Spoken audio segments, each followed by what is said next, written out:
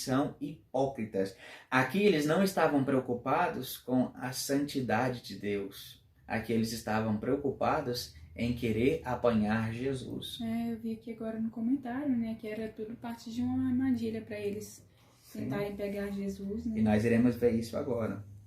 Então, o primeiro ponto aqui dos escribas e fariseus é que eles foram cúmplices do adúltero, mas apanharam a mulher que estava no ato. Então, o segundo ponto sobre eles é que eles foram coniventes com o pecado.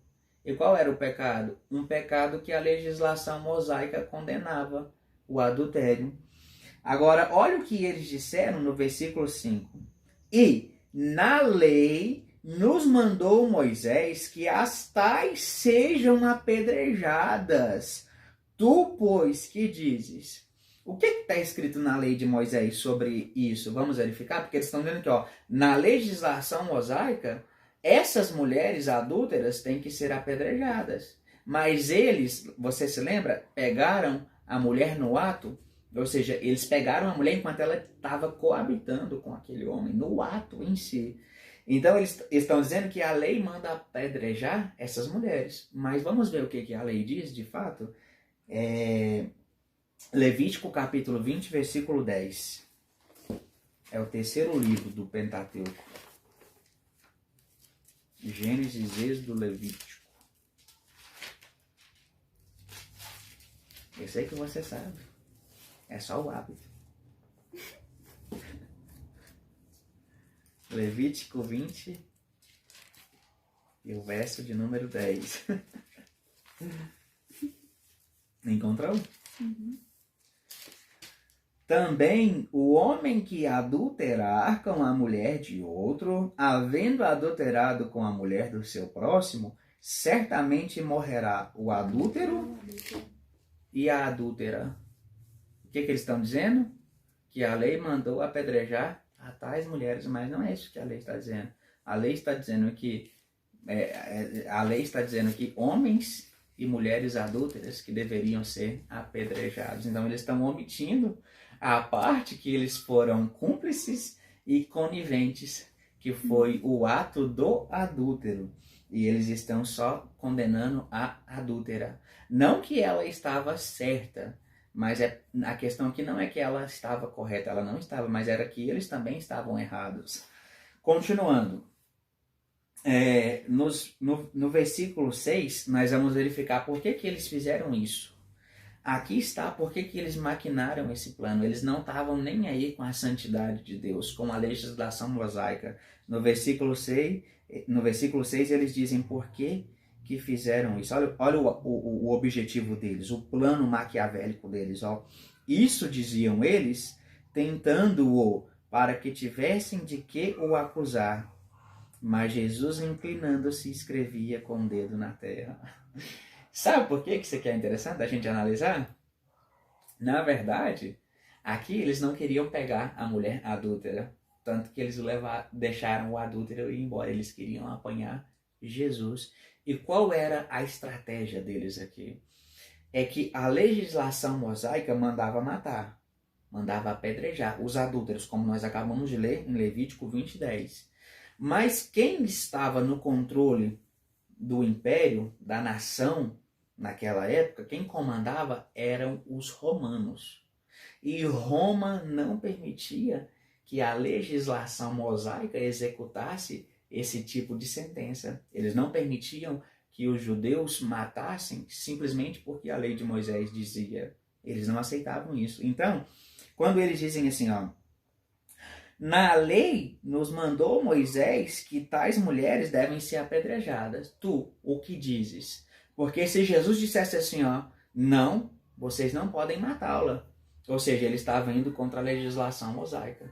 Então eles teriam motivo para acusar Jesus. Ou seja, Jesus era um herege e blasfemava, porque ele estava condenando aquilo que Deus disse através de Moisés no Pentateuco, na Torá. Então eles pegariam Jesus contra a própria legislação mosaica. Mas se Jesus dissesse assim, a legislação mosaica manda matar? Sim, A legislação manda apedrejar? Sim. Então, façam isso. Ele estaria indo contra Roma. Ele estaria sendo um rebelde contra o Estado. Então, você conseguiu compreender? Qualquer resposta que Jesus desse aqui, ele seria pego. Se ele dissesse que não poderia apedrejar, ele estava indo contra o Pentateuco, contra a lei de Moisés. Se ele dissesse que poderia, ele estava se levantando contra o Estado de Roma. Ele estaria se levantando contra César, ou seja, era um rebelde. Então, de uma forma ou de outra, eles conseguiriam pegar Jesus. Agora, olha quem de fato agora foi condenado. Versículos 6 e 7, o finalzinho. Mas Jesus, inclinando-se, escrevia com um dedo na terra. Versículo 7. E, como insistissem, perguntando-lhe, endireitou-se e disse-lhes: aquele que dentre vós está sem pecado, seja o primeiro que atire a pedra nela. Olha quem foram os verdadeiros condenados aqui no texto que nós estamos lendo. O adúltero não foi condenado porque eles mesmos deixaram ele escapar. A mulher apanhada no ato de adultério não foi acusada. Quem foi verdadeiramente acusado aqui no texto foram os escribas e os fariseus por causa do seu plano maligno contra o Filho de Deus. Eles queriam pegá-lo contra a lei de Moisés e contra o Estado de Roma. E, na verdade, Jesus demonstra para eles que eles são cúmplices do adultério, que eles são coniventes com o pecado e que eles são hipócritas e que eles são pecadores diante de Deus. E aí Jesus diz: quem não tiver pecado entre vocês, que atire a pedra contra essa mulher. Agora nós iremos verificar os purificados nessa história. O homem que estava em ato de adultério foi apanhado? Não. Ele foi purificado? Não. Ele foi salvo? Não. Foi transformado? Não. Os escribas e os fariseus aqui foram salvos? Não. Foram condenados. Eles foram perdoados? Foram condenados. Eles foram absorvidos? Foram condenados. Agora, olha a mulher que foi apanhada em ato de adultério.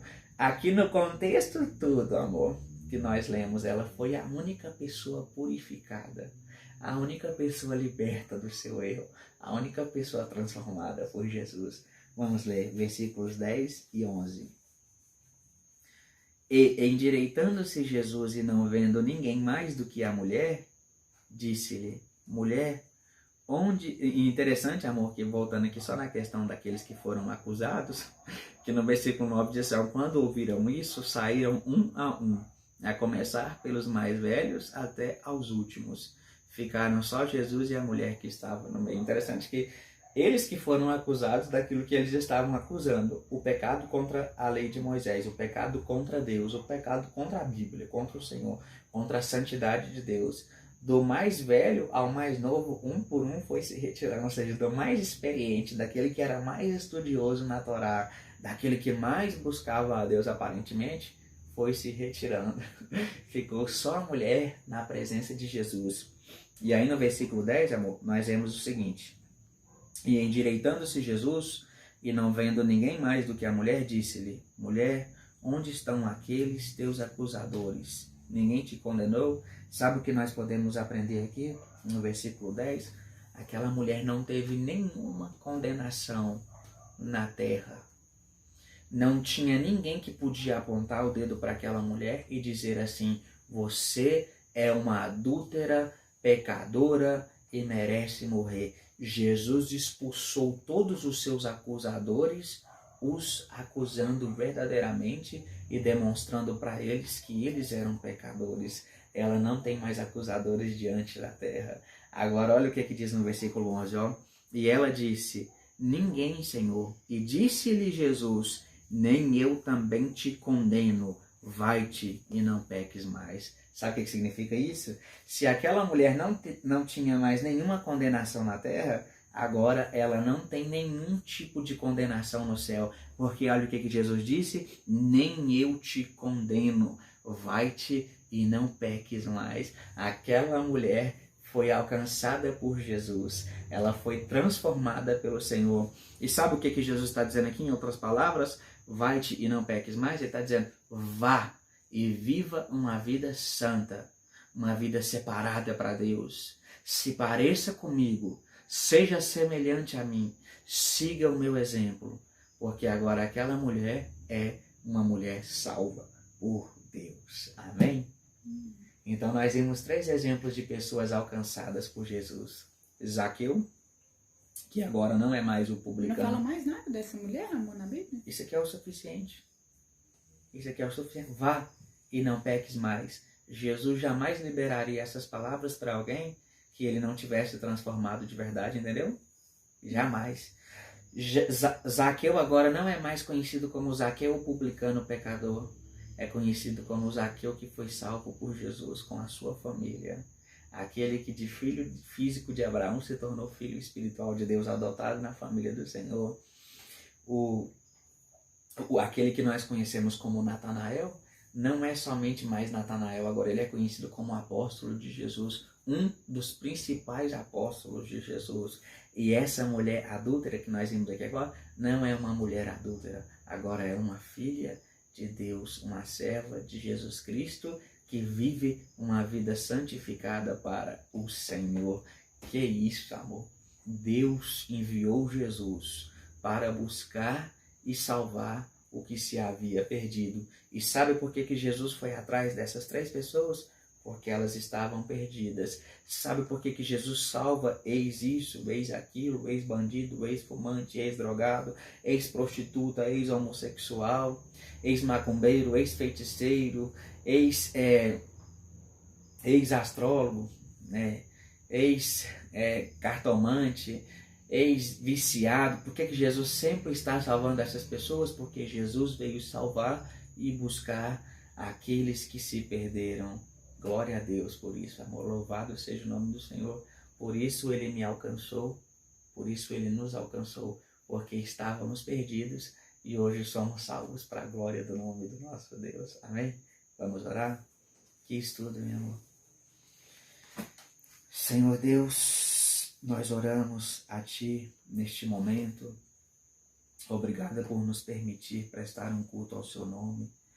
Obrigado por nos permitir, Senhor, estar aqui comunicando a Sua palavra, ministrando o Evangelho às pessoas, edificando uns aos outros.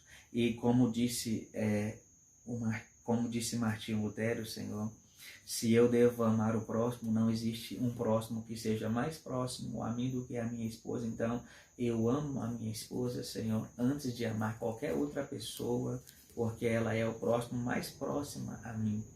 Deus, que o Senhor possa nos abençoar como uma família e obrigado por haver nos salvado como seus servos, como sua igreja, como seus filhos. Assim como o Senhor alcançou Zaqueu, assim como o Senhor alcançou Natanael, e assim como o Senhor alcançou a mulher apanhada em adultério, o Senhor nos alcançou e nós estamos aqui para testificar.